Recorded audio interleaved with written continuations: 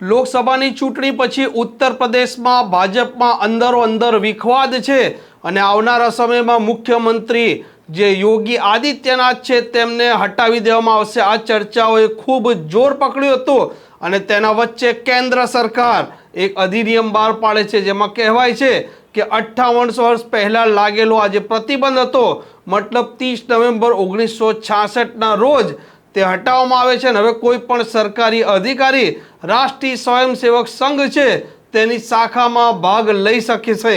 આ ચર્ચા પછી જે ઉત્તર પ્રદેશની રાજનીતિમાં જે ચર્ચા ચાલી રહી હતી તે શાંત પડી ગઈ છે। નમસ્કાર, આપ જોઈ રહ્યા છો હોટલાઇન ન્યૂઝ।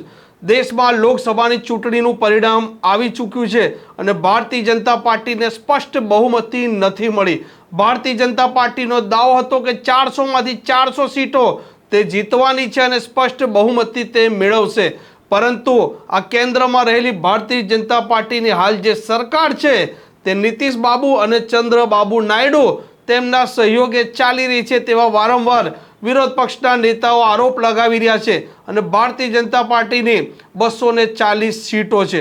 ઉત્તર પ્રદેશની રાજનીતિ સૌથી મહત્વની માનવામાં આવે છે અને ઉત્તર પ્રદેશ જે આખું રાજ્ય છે તે પણ મહત્વનું માનવામાં આવી રહે છે।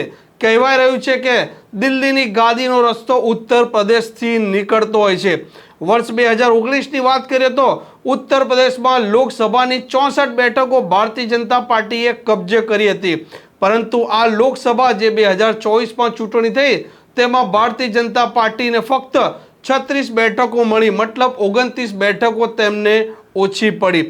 આ ચર્ચાઓના વચ્ચે ફરી એક ચર્ચાએ જોર પકડ્યું કે આવનારા સમયમાં મુખ્યમંત્રી યોગી આદિત્યનાથ છે તેમને હટાવવામાં આવશે અને કેશવ પ્રસાદ મૌર્ય છે તેમને મુખ્યમંત્રી બનાવવામાં આવશે। લોકસભાની ચૂંટણી ચાલી રહી હતી તે સમયે પણ દિલ્હીના મુખ્યમંત્રી અરવિંદ કેજરીવાલે તેમની એક સભામાં કહ્યું હતું કે જો ફરી એક વખત ભારતીય જનતા પાર્ટીની સરકાર બનશે તો તે મુખ્યમંત્રી યોગી આદિત્યનાથને હટાવી દેશે અને તેમનું રાજકીય કેરિયર પણ પૂરું કરી દેશે। ઘણા સમયથી કેશવ પ્રસાદ મૌર્ય અને મુખ્યમંત્રી યોગી આદિત્યનાથના વચ્ચે એક કોલ્ડ વોર ચાલી રહ્યો છે, આવા સતત અહેવાલો ચાલી રહ્યા છે અને ભારતીય જનતા પાર્ટીનું જે મોવડી મંડળ છે તે સતત આ મુદ્દે મૂંઝવણમાં છે, કેમ કે યોગી આદિત્યનાથ છે તેમની ઉત્તર પ્રદેશમાં એક બુલડોઝર બાબા તરીકેની છાપ છે અને સારી પકડ પણ તેમણે બનાવી છે।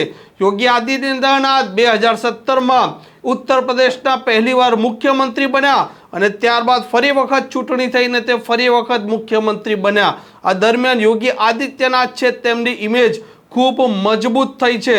યોગી આદિત્યનાથે ઉત્તર પ્રદેશમાં જે અસામાજિક તત્વોના ઘર તોડી નાખ્યા તેને લઈને તે સતત ચર્ચામાં રહ્યા છે, પરંતુ એક ચર્ચા તેવી ચાલતી હતી કે યોગી આદિત્યનાથ અને અમિત શાહ બંનેના વચ્ચેના જે સંબંધો છે તે સંબંધો સુમેળ ભર્યા નથી અને કેશવ પ્રસાદ મૌર્ય છે તેમને અમિત શાહના નજદીકના માનવામાં આવી રહ્યા છે। આ લોકસભાની ચૂંટણીમાં ભારતીય જનતા પાર્ટીનું ઉત્તર પ્રદેશમાં જે નબળું પ્રદર્શન થયું તેને લઈને ફરી એક વખત ચર્ચાઓએ જોર પકડ્યું હતું કે આવનારા સમયમાં હવે મુખ્યમંત્રી તરીકે યોગી આદિત્યનાથ છે તેમને હટાવવામાં આવશે। કેશવ પ્રસાદ મૌર્ય છે તે ઉત્તર પ્રદેશમાં અત્યારે નાયબ મુખ્યમંત્રી છે અને ઓબીસી તે ચહેરો પણ છે। કેશવ પ્રસાદ મૌર્ય 4 વખત ચૂંટણી લડ્યા છે જેમાંથી 2 વખત તે હાર્યા છે, પરંતુ તે અમિત શાહના નજદીકના માનવામાં આવે છે અને તે કારણસર અત્યારે તેમને કેબિનેટમાં એક મોટું પદ પણ મળ્યું છે।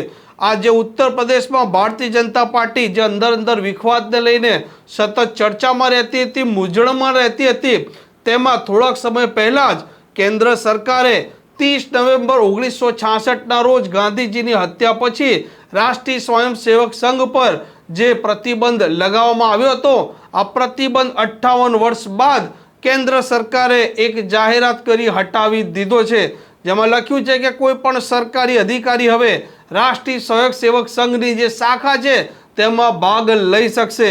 આ મામલે વિરોધ પક્ષે પણ ભારતીય જનતા પાર્ટી પર નિશાન તાક્યું હતું અને તેમણે ગાંધીજીની હત્યા સુધીની વાત તેઓ લઈ ગયા હતા।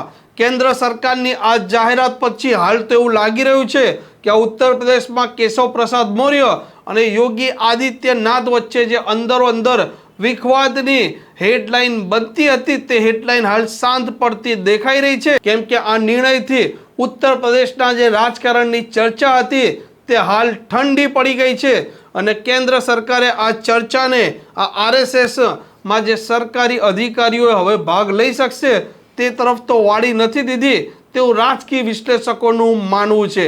આ પ્રકારની ચર્ચા ફક્ત ને ફક્ત અને આ પ્રકારનું એનાલિસિસ આપને હોટલાઇન ન્યૂઝ પર જોવા મળશે. જો આ ચેનલને હજી સુધી આપે સબસ્ક્રાઇબ ન કરી હોય તો અવશ્ય સબસ્ક્રાઇબ કરી શેર કરી દેજો.